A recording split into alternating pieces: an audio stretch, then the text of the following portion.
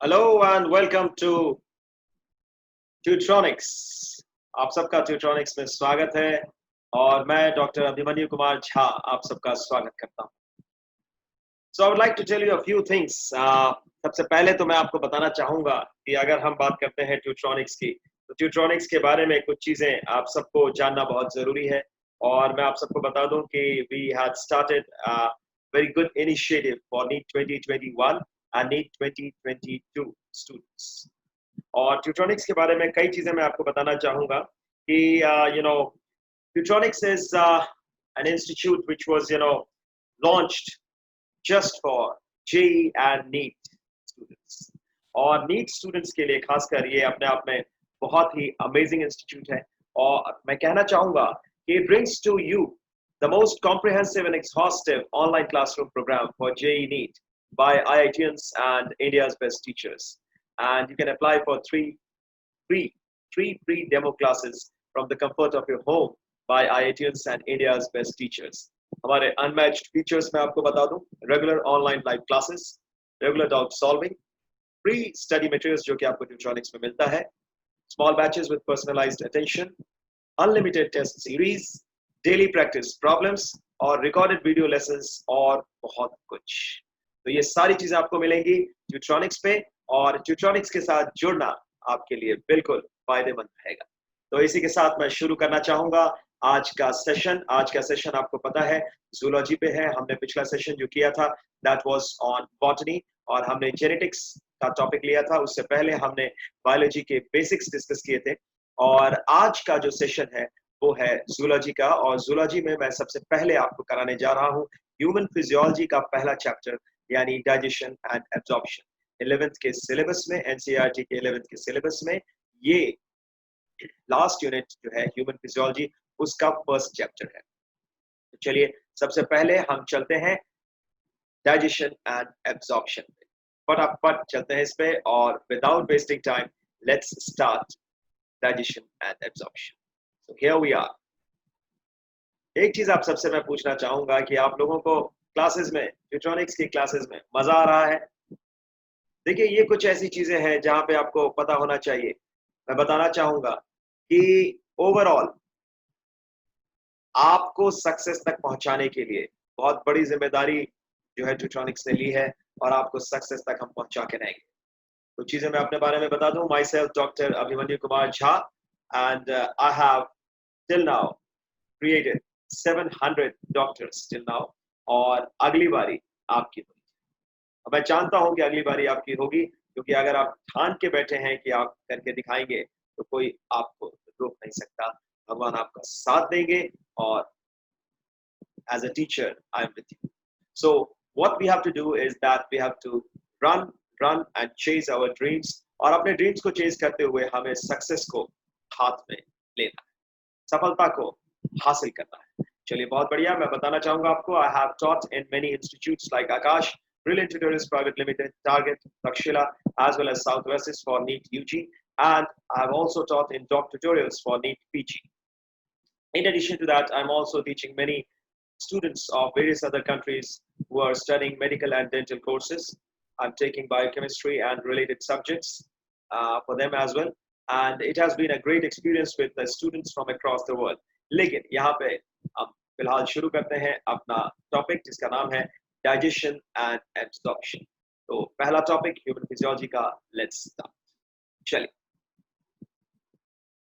So this is the first topic and I would like to tell you a few things। सबसे पहले आप देखिए कि food हम जो लेते हैं उसका होता क्या है और फूड का हमारी बॉडी करती क्या है। जरा ध्यान से देखें।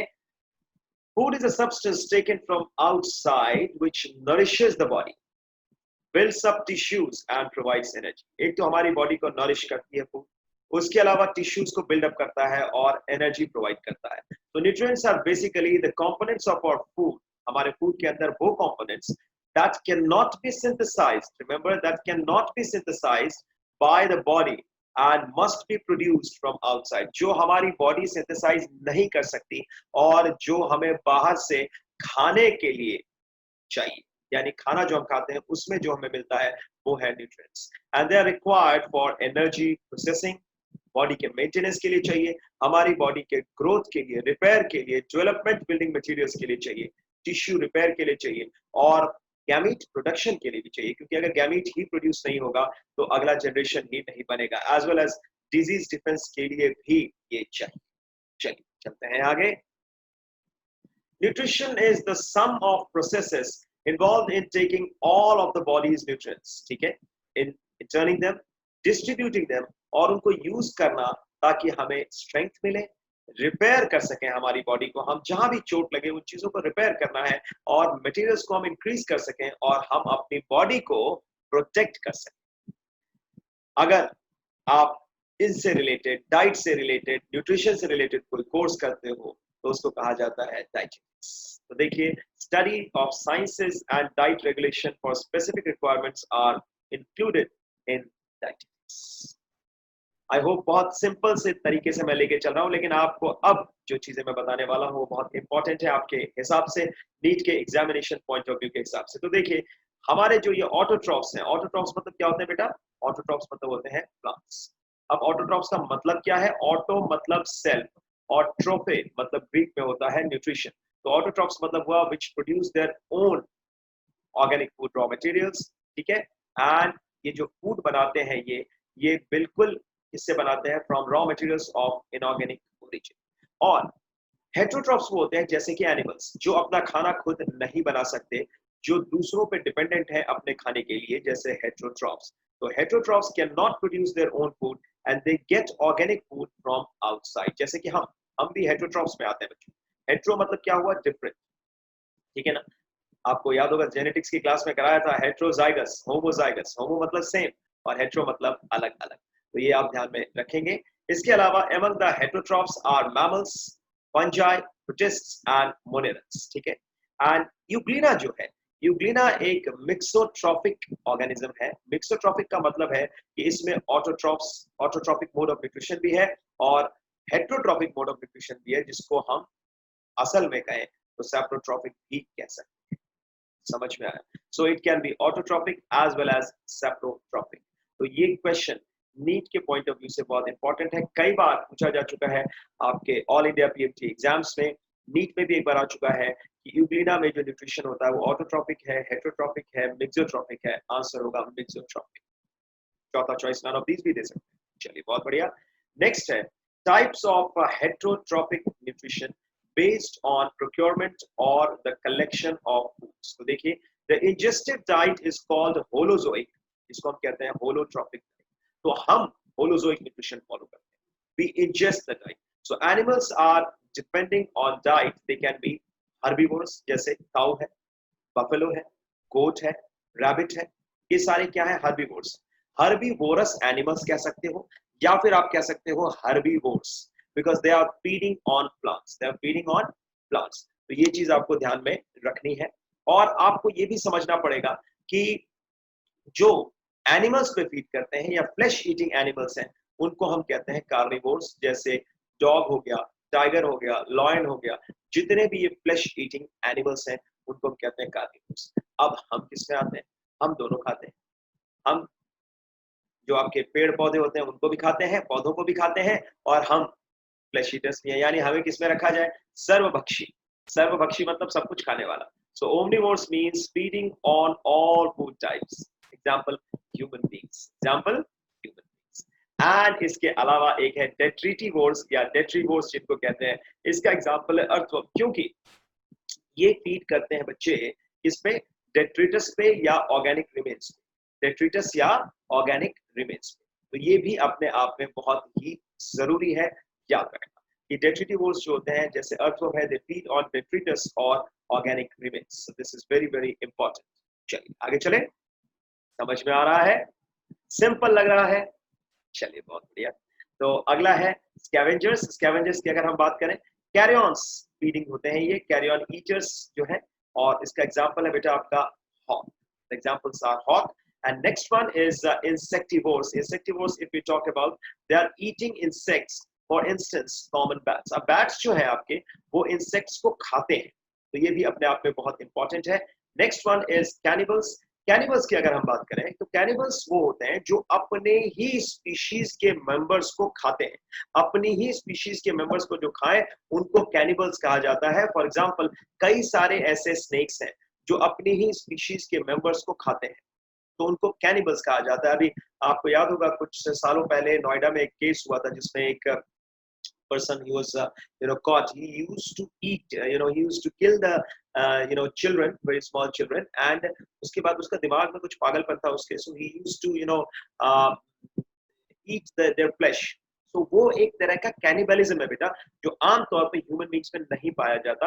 उस बंदे के बारे में पता चला था कि उसको कोई ऐसी डिसऑर्डर थी जिसकी वजह से वो ऐसा करता था, लेकिन कैनिबलिज्म ह्यूमन बींग्स में नहीं पाया जाता। यस, लेकिन जो पुराने जमाने में जब नोमैडिक लाइफ था तो ऐसा माना जाता है कि शुरुआत में ह्यूमन बींग्स में भी कैनिबलिज्म कभी ना कभी थोड़ा बहुत रहा है। लेकिन स्नेक्स के केस में आप जरूर ऐसा देखते हो कई बार कि they can eat the other species members, and this is an example of cannibalism. Next is frugivorous. Frugivorous वो होते हैं जो फलों को खाते हैं, यानी फ्रूट फीडर्स। फ्रूट फीडर्स यानी जैसे तोता, यानी parrot. So parrot is frugivorous. The next is blood taking meal वाले जो है, जैसे इनको हम क्या बोलते हैं?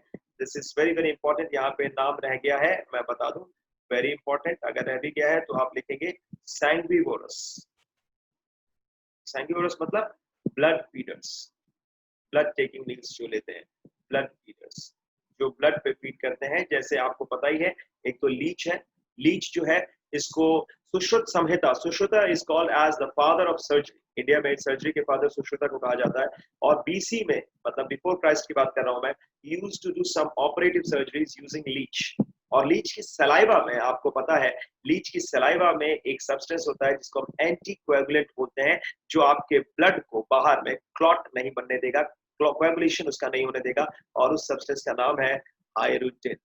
तो ये क्वेश्चन बहुत इंपॉर्टेंट है, आया हुआ है कई बार कि which anticoagulant is found in the saliva of leech. It is found in the saliva of leech. और मैं आपको बता दूं कि लीच की सलाइवा में ये जो सब्सटेंस है ये एक एंटीकोएगुलेंट है। क्या है बच्चों?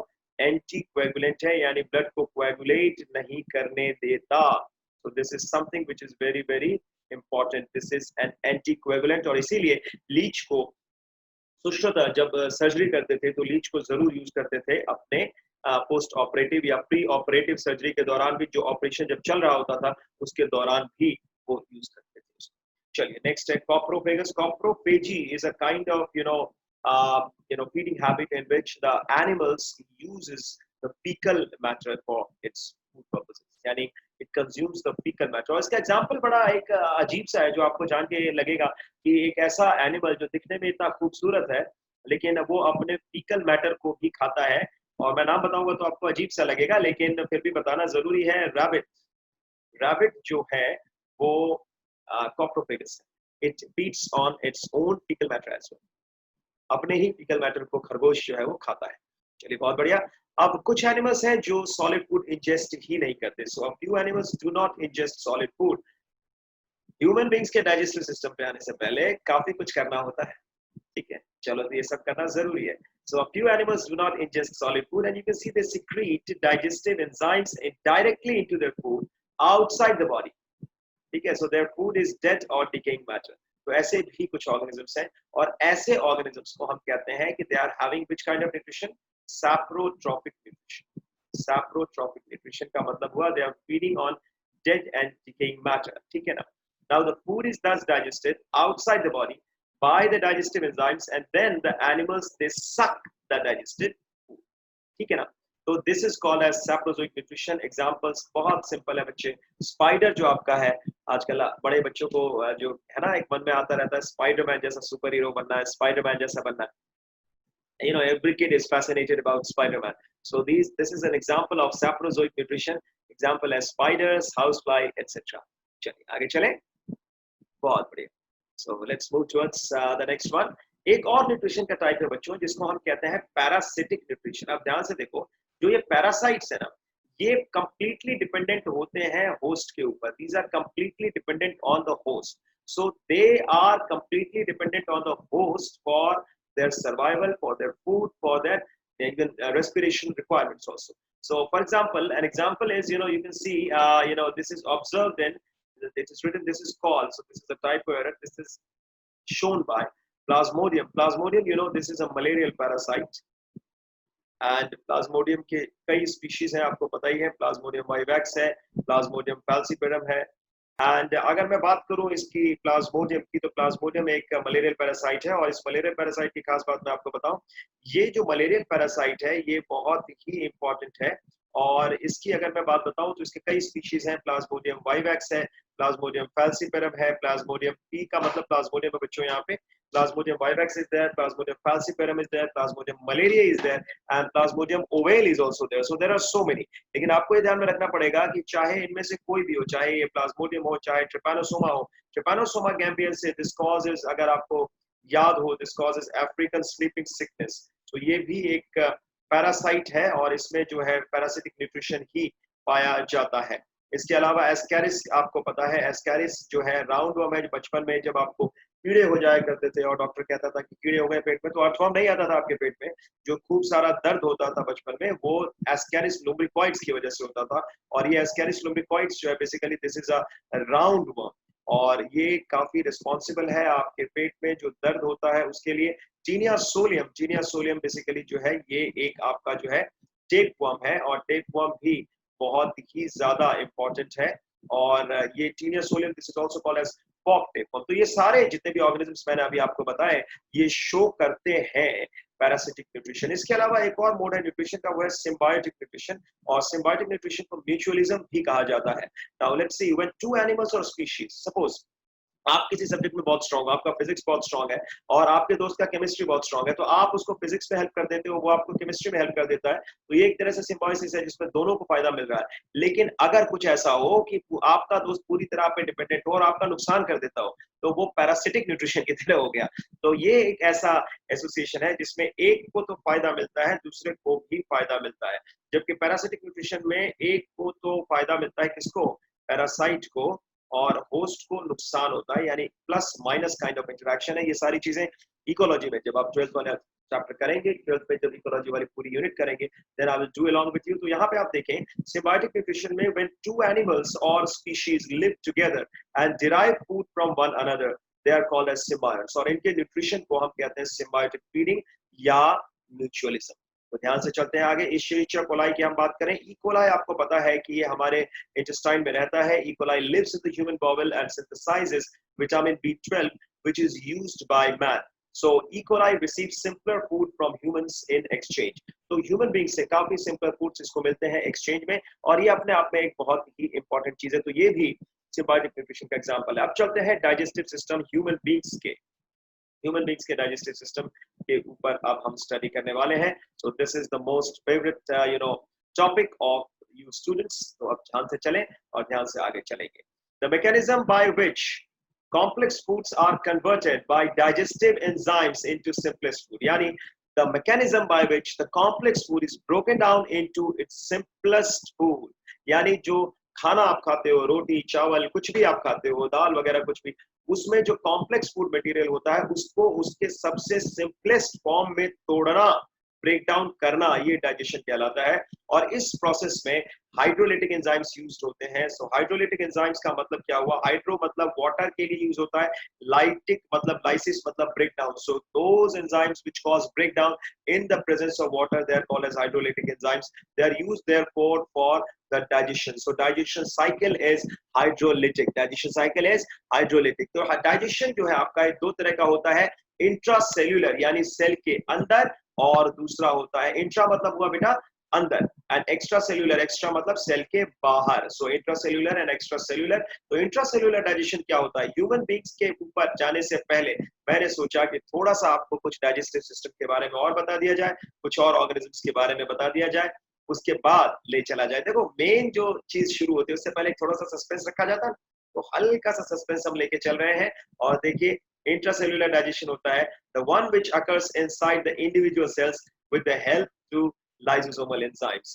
तो फूड पार्टिकल जो है वो एंडोसाइटोसिस के थ्रू अंदर लिया जाता है। एंडोसाइटोसिस मतलब क्या हुआ? The particle goes inside the cells, और इसको कहा जाता है फेगोसाइटोसिस। फेगोसाइटोसिस का मतलब क्या हुआ? ध्यान से समझो बच्चों। फेजीन का मतलब होता है to eat, the meaning of phagein is to eat और साइटोसिस मतलब सेल का, यानी cell eating is called as phagocytosis. लेकिन जब कोई लिक्विड पार्टिकल अंदर जाता है सेल के तो उसको हम कहते हैं pinocytosis. That is also called as cell drinking. So it forms a phagosome. It forms a phagosome which fuses with a lysosome. It forms a phagosome which fuses with a lysosome. And digestion occurs, and the digested materials are passed on to cytoplasm. तो ये चीज हमें ध्यान में रखनी है।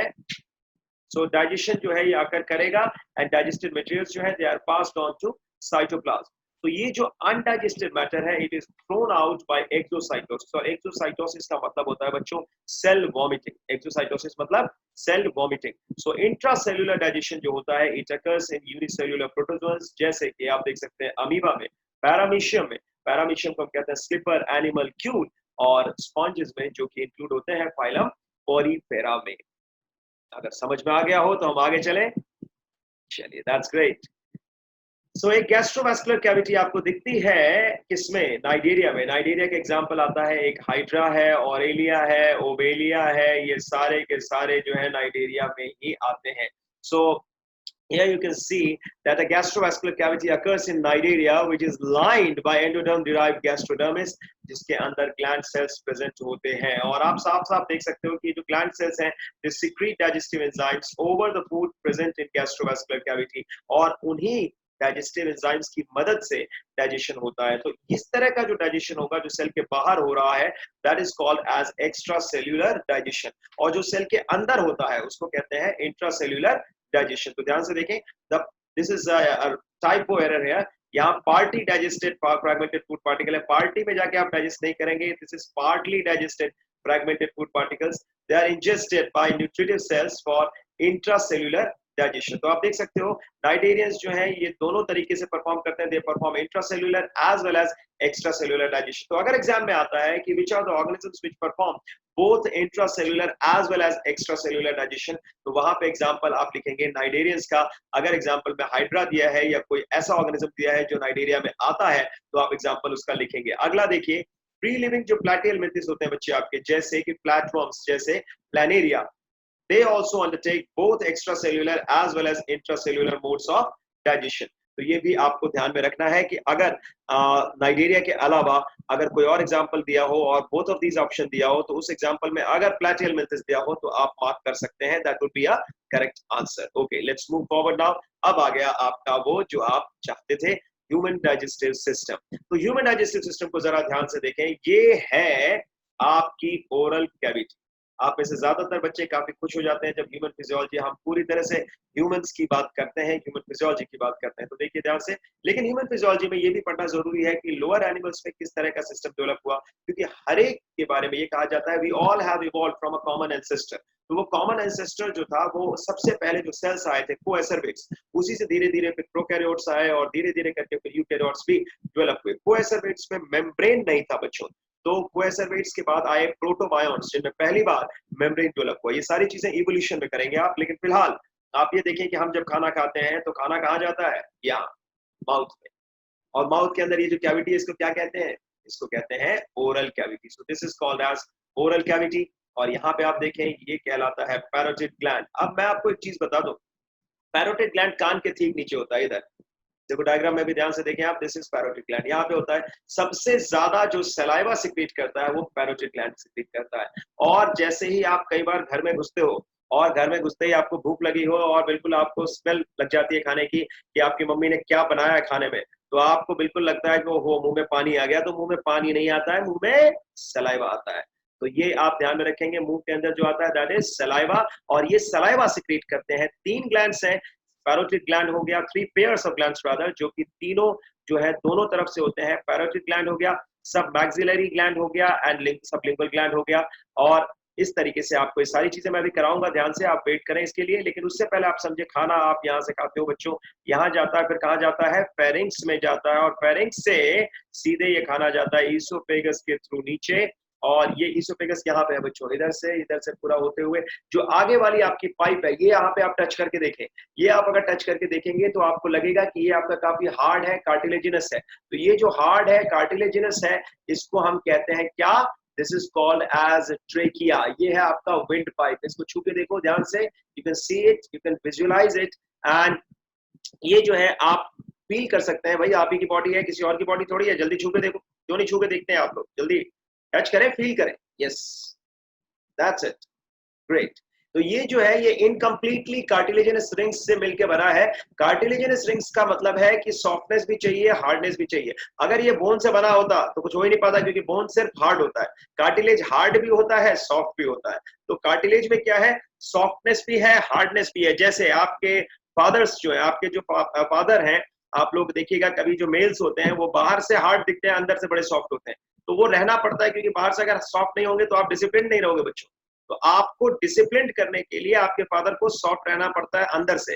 बाहर से उनको हार्डनेस थोड़ी दिखानी पड़ती है कि आपको डिसिप्लिन में रखें ताकि आप कामयाब हो सको, you become a successful person. So all this things are there. Cartilage यहाँ पे है सी शेप। ये जो कार्टिलेज है इसके ठीक पीछे ये जो पाइप है, ये पाइप है आपका विंड पाइप। विंड पाइप के ठीक पीछे जो पाइप दिख रही है वो है food pipe, and that is called as oesophagus. आपका फूड किस में जाता है, विंड पाइप में कि फूड पाइप में? Yes, it goes in the food pipe. Windpipe में अगर फूड चला गया तो दिक्कत हो जाएगी। और यही होता है, मैं आपको बताऊंगा अभी थोड़ी देर में। आप देखेंगे जब हम च्यू करते हैं खाना, चलिए अभी हम बात कर ही लेते हैं इसकी। जब बात चली, आप देखिए खाना आप सपोज च्यू कर रहे हैं, तो you chew it like this, okay, and then the food goes inside. So when you take it inside, what happens, just see, ये देखो, ये जो हुआ, ये जो मूवमेंट हुआ यहाँ पे देखो, जब आप च्यू करते हो यहाँ पे देखो हुआ, ये जो मूवमेंट हुआ ये क्या मूवमेंट है? यहाँ पे आपके विंड पाइप के ऊपर एक स्ट्रक्चर है जिसको हम कहते हैं ग्लॉटिस, और उस ग्लॉटिस के ऊपर छोटा सा फ्लैप लाइक स्ट्रक्चर है, ऐसे बंद होता है झटके से। उस स्ट्रक्चर को हम कहते हैं एपीग्लॉटिस। एपी मतलब ऊपर, ग्लॉटिस मतलब ग्लॉटिस के। तो ग्लॉटिस के ऊपर जो ये स्ट्रक्चर है दैट शट्स डाउन। ये शट क्यों होता है, बंद क्यों होता है? ताकि it can prevent the flow of food, और it can prevent the movement of food into the wind pipe.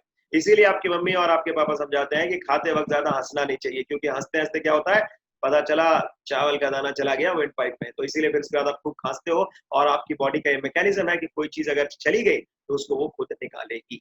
तो this is what is there. अपनी बॉडी को समझना बहुत जरूरी है। हम आमतौर पे कई बार अपनी बॉडी को समझ ही नहीं पाते, सो that is very very important. तो ये ईसोफेगस से फूड कहाँ गया? ये गया स्टमक के अंदर। भूख तो नहीं लगी है बच्चों? खाना वाना खा के आए हो ना? चलो बहुत बढ़िया। तो ये देखो फटाफट ये जाएगा स्टमक में। स्टमक के ठीक बाद ये कहाँ जाएगा? यहाँ से स्मॉल इंटेस्टाइन शुरू होगा students, and this is called as duodenum. Small intestine में the first part is called as duodenum.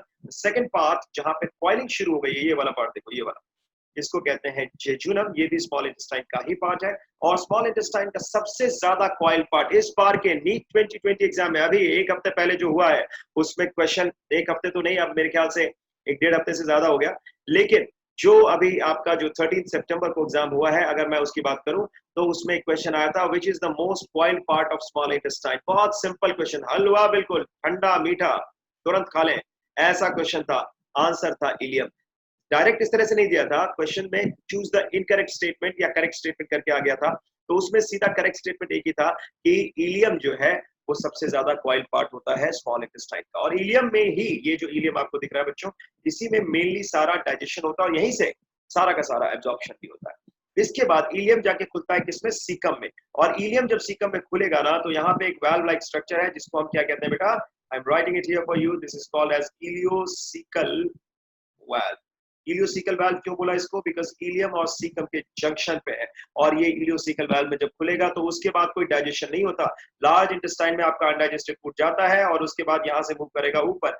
यहाँ पे मसल्स होती हैं इस कोलॉन के अंदर, लेकिन उससे पहले यहाँ जहाँ इलियम खुला उसको हमने क्या कहा? सीकम। ठीक है जी। तो आपके लार्ज इंटेस्टाइन के तीन पार्ट्स कौन से हैं? कोलॉन, सीकम और रेक्टम। तो आप कहोगे सर कोलॉन के कोई पार्ट भी है क्या? बिल्कुल है जी। कोलॉन यहाँ ऊपर जा रहा है ना, तो ऊपर जाने को क्या बोलेंगे जी? Ascending colon. क्या बोलेंगे? Ascending colon. असेंडिंग मतलब असेंड कर रहा है, ऊपर जा रहा है। और असेंडिंग कोलॉन के बाद यहाँ पे क्या है? देखो ऐसे देखो, I will show you like this, you can see it. देखो यहाँ है ना, यहाँ से कोलॉन ऊपर गया, ठीक है जी, असेंडिंग कोलॉन। असेंडिंग के बाद यहाँ इधर गया, like this, it is going like this. So this is transverse colon, and then this क्या कहोगे? Descending colon. और डिसेंडिंग कोलॉन के बाद एक और आएगा जो यहाँ पे भी नहीं दिखाया है, this is called as what? Sigmoid colon भी है, और 4 पार्ट्स होते हैं कोलॉन के। ध्यान से देखो, सिग्मॉइड कोलॉन मैंने आपके लिए मार्क कर दिया है। तो देखो यहाँ पे असेंडिंग कोलॉन हो गया जी, ट्रांसवर्स कोलॉन हो गया, और यहाँ पे डिसेंडिंग कोलॉन हो गया। तो आपके दिमाग में क्वेश्चन आ सकता है कि सर लार्ज इंटेस्टाइन को लार्ज इंटेस्टाइन कहते क्यों है? देखो, डायमीटर लार्ज इंटेस्टाइन का ज्यादा है स्मॉल इंटेस्टाइन से। इसके अलावा एक और चीज है, लार्ज इंटेस्टाइन में कोई डाइजेशन होता है क्या? बिल्कुल नहीं होता। तो फिर लार्ज इंटेस्टाइन है किस लिए? लार्ज इंटेस्टाइन इसलिए है कि सारा का सारा डाइजेशन तो स्मॉल इंटेस्टाइन में हो गया, लेकिन लार्ज इंटेस्टाइन इसलिए है कि इसमें हॉस्टल मसल्स हैं जो चर्न करती हैं ऐसे आपके फूड को, अनडाइजेस्टेड फूड को चर्न करते हैं। किस लिए? कि ज्यादा से ज्यादा पानी एब्जॉर्ब किया जा सके। लार्ज इंटेस्टाइन का एक बहुत बड़ा फंक्शन है कि पानी को ज्यादा से ज्यादा एब्जॉर्ब किया जा सके। आप देखो, आप जो यूरिन निकालते हो, क्या उसमें पानी ज्यादा निकलता है क्या? नहीं निकलता ना। क्यों? क्योंकि अगर पानी ज्यादा निकलेगा तो आपको कमजोरी आ जाएगी। आपके बॉडी का 70% पानी से बना हुआ है, आपके सेल्स का भी 65 to 70% पानी से बना हुआ। अगर पानी ही नहीं होगा तो आपको कमजोरी आ जाएगी। और यही होता है जब कभी आपको लूज मोशंस लगते हैं और आप 4-5 बार वॉशरूम का दौरा करते हैं, तो उसके बाद क्या होता है? कमजोरी होती है ना। कमजोरी क्यों होती है? क्योंकि वाटर कंटेंट भी लूज हो गया और सॉल्ट कंटेंट भी लूज हो गया। इसीलिए डॉक्टर कई बार आपको इलेक्ट्रल देता है या ओआरएस देता है, ताकि आपकी बॉडी का पानी का लेवल और सॉल्ट का लेवल वापस नॉर्मल पे लाया जा सके। इसलिए लार्ज इंटेस्टाइन का एक ही मेन काम होता है बेटा, एब्जॉर्प्शन ऑफ वाटर, बाकी कोई काम नहीं होता है। धीरे धीरे करके आपका अनडाइजेस्टेड फूड कहां पहुंचेगा? यहाँ से असेंडिंग कोलॉन से ट्रांसवर्स कोलॉन, ट्रांसवर्स कोलॉन से डिसेंडिंग कोलॉन, डिसेंडिंग कोलॉन से सिग्मॉइड कोलॉन और रेक्टम तक पहुंचेगा। रेक्टम में जब आपका अनडाइजेस्टेड फूड पहुंचता है तो आपको पहली बार रिफ्लेक्स आता है डेफिकेशन का, कि आप जाके जो सुबह आप स्टूल पास करने जाते हो, फेसेस पास करने जाते हो, वो इसीलिए जाते हो क्योंकि वो प्रेशर बनता है कि वहां से सीधे माइंड में रिफ्लेक्स आता है कि yes I have to pass it on, I have to pass it. लेकिन बच्चों में, छोटे बच्चों में, ध्यान से समझना इस चीज को, छोटे बच्चों में जो ये वाला देखो, यहाँ रेक्टम में जब आएगा तो आपके पास वो सेंसेशन पहुंच जाता है, लेकिन उसके बाद ये जाता किधर से है? निकलता किधर से है? एनस से। ये जो है एनस, एनस से निकलेगा। लेकिन एनस में 2 तरह के स्फिंक्टर्स होते हैं, एक internal sphincter and the second one is external sphincter.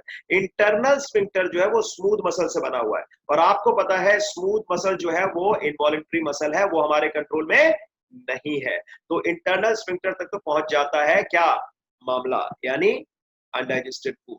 लेकिन एक्सटर्नल स्फिंक्टर जो है वो आपके कंट्रोल में होता है। छोटे बच्चों को जब डायपर पहनाया जाता है तो डायपर पहनाने के बाद छोटा बच्चा बार बार पॉटी कर देता है। मम्मा बार बार सिखाती है, नहीं बेटा पॉटी नहीं करनी, पॉटी नहीं करनी, लेकिन पॉटी कर देता है। ऐसे हर बच्चा करता है, आप सबने किया होगा, मेरे बेटे ने भी किया है, लेकिन हर कोई करता है। तो at the end of the day होता क्या है? हर कोई करता है। अब होता क्या है, जैसे मान लो पॉटी हो गई तो क्या होगा? इंटरनल एनल स्फिंक्टर जो है ना, ये इंटरनल एनल स्फिंक्टर जो है ये आपके कंट्रोल में नहीं है। लेकिन जब बच्चे को हम सिखाते हैं बेटा नहीं पॉटी मत करना, तो बच्चे को क्या लगता है, जैसे मान लो मेरे बेटे का क्या था, शुरू में डायपर में करता भी था जैसे, तो ओवरऑल जैसे हम कई बार कहते थे, तो अब नेचुरली मामा को ही करना होता है ज्यादा, क्योंकि आजकल आपको पता है फादर्स की जॉब इतनी हेक्टिक होती है, क्या करें बेचारे। लेकिन कभी कभार जैसे मैंने एक बार देखा, एक बार मामा उसकी कहीं गई हुई थी, तो मैंने जैसे साफ किया तो उसको भी, बच्चे को भी ना, मैंने देखा जब छोटा सा था, ही यूज्ड टू फील कि कुछ कुछ लग रहा है, क्योंकि फील होता है ना कि पॉटी से लगी हुई है डायपर, तो वो थोड़ी फीलिंग आती है। तो धीरे धीरे करके बच्चे को रियलाइज होता है कि ये कुछ अजीब सा लगता है उसके बाद मुझे। तो then the mothers can tell and mothers tell the kids, the mothers tell the infants कि यस बेटा ऐसे पॉटी नहीं करनी है, ऐसे गंदा हो जाता है, ये हो जाता है। तो धीरे धीरे करके बच्चे को जब आप सिखाते हो तो बच्चा कंट्रोल करने लगता है। क्यों कंट्रोल करने लगता है? क्योंकि जो एक्सटर्नल एनल स्फिंक्टर है वो धीरे धीरे कंट्रोल में आ जाता है। तो आप देखोगे जब बच्चा 5 साल का होता है, 4-5 साल का होता है, तो बच्चा फिर मामा को बताने लगता है मामा पॉटी, और ये चलता है करीबन 8-9 साल 10 साल तक कि मामा पॉटी लगी है, पापा पॉटी लगा। अगर अगर मान लो मामा ना हो तो पापा का नंबर भी होता है, लेकिन अगर मामा है तो बच्चा कंफर्टेबल किसके साथ फील करता है? मामा के साथ, क्योंकि बचपन से जैसे करते आया। तो एक बच्चे के साथ एक हैबिट क्या होती है कि he gets into that particular habit. तो होता क्या है कि आमतौर पे ये जो पॉटी का सिस्टम होता है उसमें क्या होता है, बच्चा भी रोक लेता है कई बार, लेकिन आप क्यों रोक पाते हो? कई बार ऋतिक रोशन की मूवी हो रही है, टाइगर श्रॉफ की मूवी आ रही है, तो आप देखते हो तेरी टाइगर श्रॉफ एक्शन लगा रहा है, मारधाड़ कर रहा है, अभी तो जाएंगे नहीं, कंट्रोल करके बैठेंगे। आप किसी एग्जाम में बैठे हो, 3 घंटे का पेपर है, कंट्रोल करके बैठ जाते हो, है ना? क्यों? क्योंकि एक्सटर्नल एनल स्फिंक्टर आपके कंट्रोल में। लेकिन ऐसा नहीं है कि आप 3-4 दिन कंट्रोल करके बैठ जाओगे, वो 2-3 घंटे कंट्रोल करेगा, उसके बाद तो भागना ही पड़ेगा। क्यों? क्योंकि उसकी भी एक लिमिट है। और ऐसा ही हमारे यूरिन के साथ भी होता है। जैसे बच्चों को शुरू में सिखाया जाता है सूसू, तो अब बच्चा बाद में कहने लगता है, जब उस समय तो सूसू नहीं बोल पाता बच्चा, लेकिन क्या तू मम्मा तू आई, तो ऐसे करके उसको ट्रेन करते हैं। This is what, because the external sphincter is made up of skeletal muscles and the internal sphincter is made up of what? Smooth muscles which are not under your control. यही होता है आपके anal sphincter के साथ भी, और यही होता है जब हम यूरिन पास करते हैं उसमें भी, इंटरनल और एक्सटर्नल स्फिंक्टर में यही कहानी है। चलिए, तो अब चलते हैं आगे। एनएस के थ्रू आपने देखा कि ये सारा का सारा अनडाइजेस्टेड फूड जो है निकल जाता है, और इस प्रोसेस को हम क्या कहते हैं मेरे बच्चों? इस प्रोसेस को कहते हैं इजेशन। ध्यान रखना, बच्चों में कंफ्यूज बहुत होते हैं। कई बार कई बच्चे इसको एक्सक्रीशन बता देते हैं। एक्सक्रीशन नहीं है ये, excretion is the removal of, excretion is the removal of nitrogenous waste from your body, जो यूरिन के थ्रू होगा। सिर्फ एक्सक्रीशन में सिर्फ यूरिन के थ्रू निकलता है, ये ध्यान रखना। ये इजेशन है, एक्सक्रीशन नहीं। ये बिल्कुल आप ध्यान में रखें। चलिए जी, समझ में आ गया है तो आगे बढ़ा जाए। Shall we proceed now? Okay, let's proceed. चलिए, बहुत बढ़िया। So let's come to the human digestive system। एक ओवरव्यू देना बहुत जरूरी था बच्चों। अब एक एक पार्ट को अब डिटेल में पढ़ेंगे और अब आपको बहुत मजा आने वाला है। चलिए, so it is a system of food channels and digestive glands that participate in food ingestion, food को क्रश करने में, उसको डाइजेस्ट करने में, and absorption of digested nutrients and eating of undigested materials. So let's come to the alimentary canal. ये जो alimentary canal है, बड़ी टेढ़ी खीरे भाई। क्या है ये? It's a variable diameter tube. आपने देखा स्मॉल इंटेस्टाइन, जब आपने देखा तो आपने देखा उसका डायमीटर बहुत ही कम है, और आपने देखा कि स्मॉल इंटेस्टाइन के बाद जब आप लार्ज इंटेस्टाइन की बात करते हो तो उसका डायमीटर सडनली बहुत ही ज्यादा हो जाता है। सो it is a variable diameter tube that has muscle wall and glandular epithelium. और आपको पता है कि एलिमेंट्री कैनाल कहाँ शुरू होता है? यहाँ मुंह में, माउथ में, ठीक है, यहाँ buccal cavity, and it ends in the anus. So mouth से लेके एनस तक चलता है ये। और अगर इवोल्यूशन जब करोगे तो मैं आपको बताऊंगा, इवन एनिमल एनिमेलिया में भी आएगा, एनिमल डाइवर्सिटी में, कि हमारा जो बॉडी प्लान है वो tube with in a tube body plan है। और हमारे में आपको जानकर हैरानी होगी कि हमारे में माउथ पहले नहीं बनता है। बच्चा जब जन्म होने वाला होता है तो एम्ब्रियो वाले स्टेज में सबसे पहले एनस बनता है, एनस के बाद माउथ बनता है, ठीक है ना। लेकिन अगर आप एनिलिडा की बात करो, आर्थ्रोपोडा की बात करो, मोलस्का की बात करो, तो उसमें पहले माउथ बनता है। इकाइनोडर्मेटा में, हेमिकॉर्डेटा और कॉर्डेटा में, हम कॉर्डेटा में ही आते हैं। We have notochord, dorsal hollow nerve cord, भी और भी कैरेक्टरिस्टिक्स हैं कॉर्डेटा के, फेरिंजियल गिल स्लिट्स वगैरह, देयर आर सो मेनी। तो अगर हम उसकी बात करें तो हमारे में सबसे पहले एनस बनता है, तो ये आप ध्यान में रखेंगे। और एलिमेंट्री कैनाल की अगर मैं बात करूं तो पता है कितना मीटर लंबा होगा? 6 से 9 मीटर लंबा है। तो आपको सर इतनी तो हमारी हाइट भी नहीं है। बिल्कुल नहीं है जी। तो एलिमेंट्री कैनाल इतना बड़ा सा कैसे हमारे पेट के अंदर, हमारे अंदर इतना बड़ा एलिमेंट्री कैनाल कैसे आ गया? Coiled, coiled.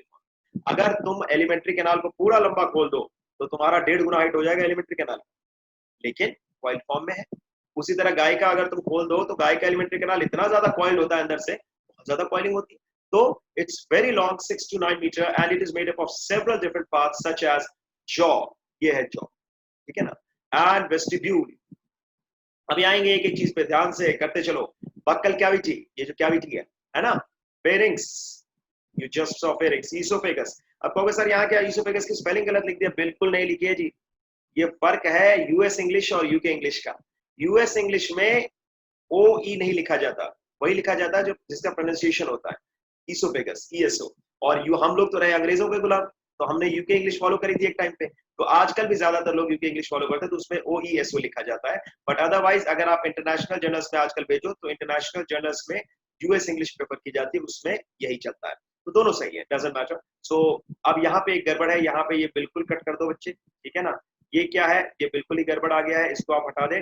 Pharynx, oesophagus, and here it is what, जानबूझ के हमने दिया था ताकि आप लोग खुद रिकॉग्नाइज करें, क्योंकि ये जो ऑर्गन यहाँ दिया हुआ है वो तो यहाँ हो ही नहीं सकता। यूट्रस जो है वो तो रिप्रोडक्टिव ऑर्गन का पार्ट है, जिसमें कि क्या होगा, जो फीटस है वो रहता है। So this is stomach here. तो ईसोफेगस के बाद क्या आएगा? अभी तो आपको दिखाया था क्या आएगा ईसोफेगस के बाद। अभी आप देखिए डायग्राम फिर से देख लीजिए। ईसोफेगस ये रहा बच्चों, और ईसोफेगस के बाद क्या आया था? स्टमक। इसी तरह के क्वेश्चंस दे दिए जाते हैं। स्टमक के बाद क्या है? स्मॉल इंटेस्टाइन, ड्यूडेनम, जेजुनम और इलियम। इसी तरह से मैच द फॉलोइंग वगैरह में इसी तरह के कुछ ऑप्शंस दे दिए जाते हैं और बच्चे समझ नहीं पाते। तो यहाँ पे जानबूझ के दिया गया था ईसोफेगस के बाद क्या आएगा? स्टमक, और स्टमक के बाद स्मॉल इंटेस्टाइन, फिर लार्ज इंटेस्टाइन, और लास्ट में आपका आएगा anus. So this is your alimentary canal and its various parts. So let's come to all the parts one by one. So सबसे पहले शुरू करते हैं माउथ से, तो मुंह से शुरू कर लेते हैं, ठीक है जी। अब ये है क्या? माउथ है क्या? ये देखो एक ट्रांसवर्स स्लिट है, लगता है जैसे बीच में किसी ने यहाँ पे स्लिट बना दी हो। So it is a transverse slit that is bounded by two moving lips or labias. Lips को कहते हैं labias, ठीक है। So lips on the outside are covered by skin, देख लो ध्यान से, है ना, आउटसाइड जो है वो स्किन से कवर्ड है, and mucous membrane on the inside, अंदर की तरफ अगर देखोगे तो ये पूरा म्यूकस मेम्ब्रेन, वहां स्किन से कवर्ड नहीं है। तो सेबाशियस ग्लैंड्स जो हैं ये पाए जाते हैं on the outer part of lip, तो इसीलिए कभी कभी तुम्हें जो पसीना दिखता है वो यहाँ भी कई बार दिखने लगता है कुछ लोगों के होठों पे भी, लेकिन सेबाशियस ग्लैंड्स का मतलब क्या है कि पसीना नहीं होगा ज्यादा, यहाँ पे क्या है, वैक्सी। स्वेट ग्लैंड्स तो बहुत ही कम होंगे, लेकिन यहाँ पे मेन क्या होगा, वैक्स। तो पसीना तो दिखेगा थोड़ा थोड़ा, क्योंकि स्वेट ग्लैंड्स यहाँ तक दिखते हैं पूरे, तो वो पसीना कई बार यहाँ आ जाता है, लेकिन यहाँ स्वेट ग्लैंड्स बहुत ज्यादा नहीं है, ठीक है। यहाँ पे क्या है, वैक्स ग्लैंड्स हैं, यानी सेबाशियस ग्लैंड्स। तो ये वैक्स ग्लैंड्स जो है, सेबाशियस ग्लैंड्स, इनके होने से क्या हो जाता है कि कई बार जो पसीना यहाँ पे है वो कई बार आपके इधर भी दिखता है, लेकिन ये बेसिकली क्या करते हैं, ये वैक्स जो है इसकी वजह से आपके होंठ जो है वो ड्राई हो जाते हैं। और ठंड के मौसम में आप देखोगे कि अगर आप होठों पे, इसीलिए कई बार लोग लगाते हैं ना वैसलीन जेली वगैरह जो लगाते हैं, वो इसीलिए लगाते हैं कि होठों को नॉर्मल किया जा सके, अदरवाइज यहाँ जो वैक्स सिक्रीट हो रहा है वो उसको ड्राई करता है बच्चों, ठीक है। सो sebaceous glands are found on the outer part of lip and these sebaceous glands secrete wax. So serous glands are found on the inner part of lip. देखो टंग से टच करो, you can see कि watery सा substance है अंदर, और यही जो है वो serous glands secrete करते हैं। So serous glands is the modification of mucous glands and its secretory substance is serous, that is watery. अब चलते हैं आगे। अब ध्यान से देखो, ये है आपकी नेजल कैविटी और ये है आपके लिप्स। जब ये अपर लिप है, ये लोअर लिप है, ये आपका हो गया बच्चे जॉ, और ये बोन्स वगैरह है। तो आप देखो ध्यान से, जब आप खाना रखते हो तो आप खाना कहाँ रखते हो, आप रखते हो टंग के आसपास। टंग का अपना रोल है खाने को डाइजेस्ट कराने में, चर्न कराने में, लुब्रिकेट करने में। टंग के 3 रोल बहुत इंपॉर्टेंट है, वो भी देखेंगे हम। लेकिन फूड जब आपका जाता है तो आप देखो, ये जो पूरा पोर्शन है टंग के ऊपर वाला, ये इसमें ये जो पोर्शन है ये कहलाता है पैलेट। ये एक हॉरिजॉन्टल पार्टीशन है जो आपके, ये क्वेश्चन ध्यान में रखना, आया हुआ है। The horizontal partition which separates the nasal cavity, which separates the nasal cavity from the buccal cavity, उसको हम कहते हैं बच्चे पैलेट। और ध्यान से देखो कि ये जो है तुम्हारा टंग हो गया, और हमारा यहाँ पे जो ओरल कैविटी है, इसके बाद यहाँ पे आता है फेरिंक्स, और ये रहा तुम्हारा एपिग्लॉटिस जिसकी मैं बात कर रहा था बच्चों। यही एपिग्लॉटिस शट कर देता है ग्लॉटिस को झटके से, ताकि फूड जो है आपका वो विंड पाइप में ना जाए। And this is your larynx, जिसकी वजह से मैं बोल रहा हूँ और आप सब बोलते हैं। Larynx is called as the sound box. Larynx मैं यहाँ लिख दे रहा हूँ, this is called as the sound box. अगर आपके लैरिंक्स में कोई खराबी आ गई तो साउंड बॉक्स जो है आपका काम नहीं कर रहा। और इसको हम ये भी कहते हैं, एक और नाम दिया गया, इसको क्या नाम दिया गया जल्दी बता दो, एडम्स एप्पल। एडम्स एप्पल क्यों कहते हैं? बाइबल पढ़ा है किसी ने? नहीं भी पढ़ा है तो भी आपको पता होगा, the first man according to Bible was Adam and the first woman was Eve. तो ये एडम का एप्पल है, क्योंकि ये देखो यहाँ पे मेरे में प्रोमिनेंस दिख रही है ना, देखो, तो जितने भी मेल्स होंगे सब में ये प्रोमिनेंट दिखती है, फीमेल्स में ये प्रोमिनेंट नहीं होता है ना, इसीलिए ईव्स एप्पल नहीं है, क्या है जी, एडम्स एप्पल है। So this is what you have to keep in mind. And this is your oesophagus. तो सारा का सारा खाना जो है वो आपका इस वाले में जाएगा, आगे वाले में विंड पाइप में नहीं जाएगा। So just keep it in mind. Have a look at this. So this is something which is really amazing. हमारी बॉडी इतना सब कुछ करती है और आपको पता भी नहीं, तो कैसे काम चलेगा? इसलिए पता लगाना बहुत जरूरी है। चलिए अब देखते हैं आगे। देखिए हमारे माउथ में एक पार्ट कहलाता है buccal vestibule.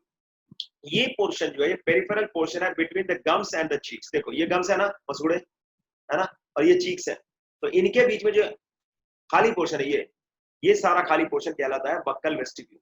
So peripheral portion between the gums and the cheeks is called as buccal vestibule, where the food is present or temporarily held for some time.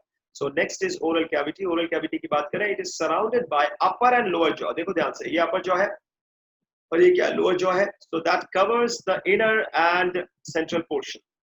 So it is lined by stratified squamous epithelium and the upper jaw is fixed and the lower jaw can be moved. कभी तुमने देखा है कि कोई बंदा अपना upper jaw भी move कर रहा हो? सोचो अगर upper jaw भी move करता तो कितना बड़ा कॉमेडी सीन हो जाता। नहीं, ऐसे अपर जॉ मूव नहीं होता कभी नहीं, ये पूरा अपर जॉ जॉइंट है पूरे आपके क्रेनियम और स्कल के साथ, लेकिन ये वाला जो पोर्शन है ना, ये मूव करता है। देखो like this, are you able to get that? When you chew the food also, this is the one which is moving. So it is, if you talk about oral cavity, it is surrounded by upper and lower jaw that covers the inner and central portion, जो कि lined होते हैं stratified squamous epithelium से, और upper jaw जो है ये fixed होता है, lower jaw move किया जा सकता है। मैंने नोट्स इसी तरह से आपके लिए बना दिए हैं कि प्रीवियस ईयर एग्जाम्स में जितने भी क्वेश्चंस आए हैं सभी को मैंने इसी फॉर्म में डाल दिया है ताकि आप अगर मेरे नोट्स भी पढ़ के चले जाओ तो भी आपका बेड़ा पार हो जाएगा, ठीक है। तो this is what you have to keep in mind. Next, the roof of the oral cavity, अभी मैंने आपको बताई है,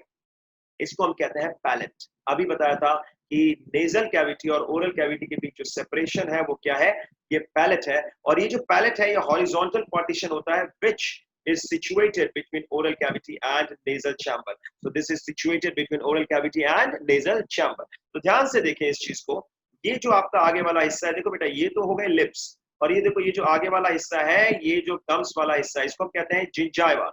जिंजाइवा यानी गम्स, मसूड़े, है ना। और ये जो बाहर वाला, ऐसे टच करो अपने टंग से आगे की तरफ, ऊपर की तरफ, ये देखो ये काफी हार्ड है ना, है ना। ये है पूरा पैलेट है, ऊपर वाला जितना भी है सारा पैलेट है। रूफ जो है तुम्हारी बकल कैविटी की या ओरल कैविटी की, उसको हम कहते हैं पैलेट। लेकिन ये जो आगे वाला है that is hard, so this is called as hard palate. This is called as hard palate. और नीचे वाला, पीछे वाला टच करो, very soft, so this is called as soft palate. समझ में आया जी, वेल डन। अब ये जो स्पेस आपको दिख रहा है यहाँ पे जो स्ट्रक्चर है, this is called as uvula. And ये जो टंग है ना, टंग में कई तरह के पैपिले हैं, 4 तरह के पैपिले हैं, फंजीफॉर्म, पिलीफॉर्म, फोलिएट और सर्कमवैलेट। सर्कमवैलेट वाला सबसे लंबा है, सबसे लार्जेस्ट है। तो ये पैपिले किस लिए है, ताकि हमारा टंग अलग अलग तरह के टेस्ट कर सके, स्वीट, सॉल्टी, बिटर और सार। तो इसीलिए कहते हैं ना जिंदगी में सुख दुख आते हैं, तो सुख भी आएंगे दुख भी आएंगे, तो दुखों को भी उसी समान दृष्टि से करना है। दुख में इतना ज्यादा वो नहीं हो जाना है कि दुख में अंट शंट हम बोलने लगे, भगवान को ब्लेम करने लगे हर चीज में। हम कहते हैं सुख में कि हाँ अच्छा भगवान ने ये नहीं दिया वो नहीं दिया, कई लोगों को आपने देखा होगा। लेकिन आम तौर पे सुख में अगर आप खुश हैं तो दुख में भी कोशिश करिए कि दुख का पीरियड भी निकलेगा, लेकिन उसमें विचलित मत होइए, ज्यादा कुछ ना बोल जाए। उसी तरह से क्या होता है कि जैसे यहाँ पे हमारे स्वीट टेस्ट मिलता है ना यहाँ, है ना, फिर यहाँ पीछे क्या है, सॉल्टी, है ना, और पीछे क्या है इधर, बिटर, और पीछे क्या है, सार। और क्या चाहिए, खट्टा भी है, कड़वा भी है, मीठा भी है और नमकीन भी है। चारों तरह के टेस्ट हम टेस्ट करते हैं, स्वीट, सॉल्टी, बिटर एंड सार। ये सारा मैं बताऊंगा, शायद अगली क्लास में वो भी आ जाएगा कि किस रीजन में कौन सा है। Okay, so let me have this water. Okay, so here we have. Now the next one is palate. और palate जिसको हम रूफ भी बोलते हैं बच्चे, buccal cavity का. So it is secondary structure which is differentiable into anterior hard palate and posterior soft palate. तो ये आप ध्यान में रखेंगे। Hard palate की अगर मैं बात करूँ तो hard palate जो है it has transverse palatine rugae and they are supported by bones for holding food during mastication. For holding food during mastication. और हार्ड पैलेट का अपना रोल है, क्योंकि अगर ये रूगे नहीं होगा ना, देखो टच करके देखो तो मैं खुद फील होगा, yes.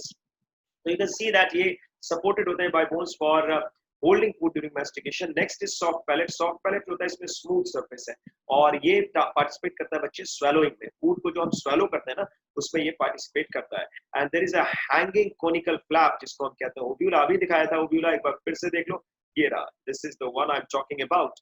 I think I can have some other colour as well for you. We can use blue color. Let me see.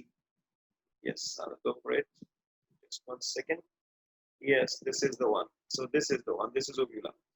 So I hope you got it. Okay. Let's come to the next one. जल्दी से देखते हैं अगली slide पे बच्चे. Okay. So there is a hanging conical flap called ovula and it is meant for closing internal layers. और ये internal layers को close करता है. तो चलते हैं अब आगे, जरा ध्यान से देखें। अब देखते हैं टंग का क्या फंक्शन है। ब्लू पे ब्लू तो अच्छा नहीं लगेगा, तो will go for red colour now. Okay, so अगर हम बात करें टंग की, तो टंग में अगर मैं आपको बताऊं तो टंग का अगर हम बात करें, टंग के कई फंक्शन है। प्राइमरीली सबसे पहला फंक्शन तो वो है जो मैं कर रहा हूँ, क्या, बोलना, इट हेल्प्स इन स्पीकिंग, लेकिन उसका डाइजेशन से कोई लेना देना नहीं है। अगला क्या है, lubrication of food. Lubrication of food, food को लुब्रिकेट करने में टंग का रोल है। कई लोगों को देखा होगा तुमने, खाना सीधे क्या करते हैं, ऐसे टंग बाहर निकाल के खाते हैं, वो गलत है। बिकॉज वैसे भी माइक्रो ऑर्गेनिजम्स का वो रहता है और टंग आप ऐसे बाहर निकाल के खाओ, that is wrong, but some people do it, that should not be done. Even you know science के हिसाब से भी नहीं करना चाहिए और वैसे भी नहीं करना चाहिए। So that is the thing. So it is a muscular protrusible mobile flattened structure, you can see this one. So it extends into a part of pharynx and it is attached basally, और जिस fold से ये basically attached है बच्चे उसको कहते हैं frenulum. जिस फोल्ड से बेसिकली अटैच्ड है that is called as frenulum. इसमें जो एंटीरियर या एपिकल रीजन है, देखो ना, तुम अपने टंग को यूं निकाल सकते हो, हाँ, this is the anterior region और apical region, that is free. तो क्वेश्चन अगर आता है कि कौन सा रीजन इसका फ्री है, एंटीरियर रीजन या पोस्टीरियर रीजन, तो ध्यान रखना एंटीरियर रीजन और apical region is free and sulcus terminalis divides it into pharyngeal part and oral part. This is what you have to remember. और हम देखेंगे कि फेरिंजियल पार्ट फेरिंक्स वाला हो गया, ओरल पार्ट जो है आगे की तरफ। सुपीरियर सरफेस में 4 तरह के पैपिले हैं जो मैंने आपको बताया था। सबसे बड़े वाले पैपिले को कहा जाता है वैलेट पैपिले, इसी का दूसरा नाम है सर्कमवैलेट पैपिले, सर्कमवैलेट पैपिले। कई बुक्स में आप देखते हो सिर्फ वैलेट पैपिले लिखा है, that is also good, that is also fine, there is no problem regarding that. तो वैलेट जो है ये लार्ज साइज 8 to 12 होता है along sulcus terminalis, taste buds in surrounding group. And दूसरा वाला है फोलिएट, फोलिएट में 4 से 5 ट्रांसवर्स फोल्ड्स होते हैं on sides of sulcus terminalis taste buds, ये आप ध्यान में रखेंगे। और नेक्स्ट है fungiform, fungiform is red rounded along tip and margin, medium sized with taste buds. और अगला है फिलीफॉर्म, फिलीफॉर्म की हम बात करते हैं, स्मॉलेस्ट है, मोस्ट न्यूमरस है, व्हाइट है, कोनिकल है और मॉइस्ट सरफेस है, moist surface but without taste buds. तो ये ध्यान में रखना सबसे न्यूमरस कौन से टेस्ट बड्स है, फिलीफॉर्म, और सबसे न्यूमरस होने के बावजूद जिनमें टेस्ट बड्स नहीं होते वो भी कौन से हैं, फिलीफॉर्म। तो ये आप ध्यान में रखेंगे। And there are 2 other types of tonsils, एक है फेरिंजियल यानी एडिनॉइड्स और दूसरा है पैलेटाइन। तो फेरिंजियल टॉन्सिल्स आपको पता होना चाहिए बच्चे, फेरिंजियल टॉन्सिल्स होते हैं जो फेरिंक्स से एसोसिएटेड होते हैं, और पैलेटाइन आपको पता है जो कि पैलेट से एसोसिएटेड होता है, पोस्टीरोलेटरल वॉल से। तो टॉन्सिल्स कंटेन लिम्फोइड टिश्यू, और अगर इन्फ्लेमेशन हो जाती है टॉन्सिल में, तो कई बार कहते हैं ना यहाँ आपको टॉन्सिल में जब इन्फ्लेमेशन होती है तो दर्द बहुत होता है, पानी पीने में भी दर्द होता है, खाना खाने में दर्द होता है, बोलने में दर्द होता है, that is because there is inflammation, सूजन आ जाती है टॉन्सिल में। और मेडिकल भाषा में मैं आपको बता दूं, मेडिकल भाषा में अगर मान लो सपोज तुमने एक ऑर्गन का नाम लिखा है और उसके आगे तुमने आइटिस लगा दिया, तो itis it is now used as a suffix. Suffix वो होता है जो किसी शब्द के बाद में लगे, और प्रीफिक्स वो होता है which is added before the word. तो अगर तुमने किसी वर्ड के बाद आइटिस लगा दिया तो आइटिस सफिक्स का मतलब होता है स्वेलिंग या इन्फ्लेमेशन, स्वेलिंग या इन्फ्लेमेशन। तो इन्फ्लेमेशन जो होता है, इन्फ्लेमेशन का मतलब क्या हुआ कि सूजन हो गई, किसमें, टॉन्सिल में। तो अगर कोई कहता है, अगर आप डॉक्टर के पास जाते हो और डॉक्टर आपको बताता है कल को आप लोग डॉक्टर बनेंगे, देखिए नीट 2021 या 2022 जो भी आपका टारगेट है वो बस पूरा करना है और ट्यूटोनिक्स आपके साथ है। तो आप देखेंगे कि जब भी आप डॉक्टर बनेंगे तो आप किस तरह के वर्ड्स यूज करते हैं, कॉमन मैन को इसका मतलब नहीं पता होता है, but then the common man has to be told by you that itis का मतलब हुआ इन्फ्लेमेशन। आप कह दो कि टॉन्सिलाइटिस हो गया जी, आपका पेशेंट घबरा जाएगा, कहेगा क्या हो गया डॉक्टर साहब, तो आप कहोगे कि भाई आइटिस है, आइटिस मतलब क्या, इन्फ्लेमेशन है जी, कुछ नहीं जी, मतलब मत बताओ, चाहे उसको आप आइटिस का मतलब मत बताओ, that is not necessary, but ये आपको बताना पड़ेगा कि टॉन्सिलाइटिस का मतलब क्या है, यानी सूजन हो गई है जी टॉन्सिल की। तो उस केस में अगर बहुत ज्यादा सूजन हो जाती है तो कई बार टॉन्सिल को रिमूव करना पड़ता है। तो ये ध्यान में रखना, उसको कहा जाता है टॉन्सिलेक्टोमी। टोमी वर्ड जहां भी यूज करोगे, टेक्टोमी या टोमी, इसका मतलब होता है सर्जिकल रिमूवल, यानी सर्जिकल रिमूवल ऑफ, इस केस में मतलब क्या हुआ, सर्जिकल रिमूवल ऑफ क्या, tonsil. So this is what you have to remember. Any doubt? मजा आ रहा है? मजा आना चाहिए, चलिए बहुत बढ़िया। तभी तो देखो सब्जेक्ट में अगर आपको मजा आ रहा है तभी सब्जेक्ट की चीजें आपको याद रहेगी। चलिए बहुत बढ़िया। नेक्स्ट, तो अब यहाँ पे देखें जरा कौन कौन से पैपिले हैं। एक तो पैपिले है आपका वैलेट पैपिले जो आपको ध्यान में रखना है, ठीक है। दूसरा है foliate papillae, this is also what you have to keep in mind. Next is fungiform papillae, ये आप देख सकते हैं यहाँ पे, और अगला है फिलीफॉर्म पैपिले, ठीक है। तो यहाँ पे हम देख सकते हैं एक तो है लिंगुअल टॉन्सिल जो आपका यहाँ पे प्रेजेंट है, टंग में जो टॉन्सिल्स प्रेजेंट होते हैं उनको हम कहते हैं बच्चों लिंगुअल टॉन्सिल। और यहाँ पे आप देख सकते हो जो डिवीजन है इसका पूरा, इसको हम कहते हैं सल्कस टर्मिनालिस। क्या कहते हैं बच्चे? Sulcus terminalis. This is what you have to keep in mind. Is that clear? That's great. So this is what I wanted to discuss with you today, and this was the thing which was very very important, and it was important to do this. So finally we have come to the end of this, और बाकी इसके आगे टंग के आगे की कहानी हम करेंगे अगली क्लास में। और अगली क्लास आपको पता ही है कि हर Monday we will be having a class for zoology, and हर alternate Friday we will be having a class for botany. Botany में आपको जैसा कि पता है, बॉटनी में हमने जेनेटिक्स शुरू किया है, 12th का पोर्शन है। We have started with the first chapter of genetics and evolution unit, यानी कि एनसीईआरटी 12th एनसीईआरटी का 5th चैप्टर है वो। और ओवरऑल अगर मैं कहूँ तो 11th में हमने जो शुरू किया वो ह्यूमन फिजियोलॉजी का, यानी 11th के एनसीईआरटी में जो 5th यूनिट है ह्यूमन फिजियोलॉजी, उसका पहला चैप्टर शुरू किया है, डाइजेशन एंड एब्जॉर्प्शन। तो जूलॉजी में हमने ये शुरू किया है। बॉटनी में हालांकि जेनेटिक्स दोनों में आता है, लेकिन फिर भी हमने उसको बॉटनी के पार्ट में रखा है। ज्यादातर जगहों पे उसको बॉटनी के पार्ट के साथ ही इंक्लूड किया जाता है, तो हमने उसी में उसको रखा है फिलहाल। लेकिन आमतौर पे मैं आपको बता दूं कि जेनेटिक्स दोनों के लिए यूजफुल है और बहुत इंपॉर्टेंट है। But here the important thing is that we are moving on with two very important chapters, and our aim is as you all know, our aim is what? Our aim is to crack NEET 2020, NEET 2021 और NEET 2022। so हमें NEET 2021 crack करना है या फिर NEET 2022 crack करना है। अगर आप 12th में हैं तो आपका टारगेट NEET 2021 होना चाहिए। अगर आप 11th में हैं तो आपका टारगेट NEET 2022 होना चाहिए। तो इसी टारगेट को अचीव करने के लिए आपको ध्यान रखना होगा कि आप हर मंडे जरूर आए, और YouTube पे मैं हर मंडे आऊंगा आपके लिए आगे के क्लासेस लेके, और हर मंडे हम जूलॉजी को आगे बढ़ाएंगे और NEET 2021 दिखता रहना चाहिए। और अगर आप 11th में हैं तो NEET 2022 सामने दिखना चाहिए, लक्ष्य सामने दिखे, लक्ष्य के अलावा कुछ और ना दिखे, तभी सफलता मिलती है बच्चों। सक्सेस तभी मिलेगी when the target is with in your site. Out of sight out of mind हो जाता है। तो ये चीज आप बिल्कुल ध्यान में रखें, और let's move ahead with this. Tutoronics आपके साथ है, और ट्यूटरॉनिक्स के साथ अगर आप हैं तो NEET 2021 और NEET 2022 आपके काफी करीब। Thank you. अपने डाउट्स बचा के रखिए, और एक मैं डाउट क्लास भी बीच में लगाऊंगा जिसमें आप डाउट्स पूछ सकें। Will go for that also. Take care, bye bye.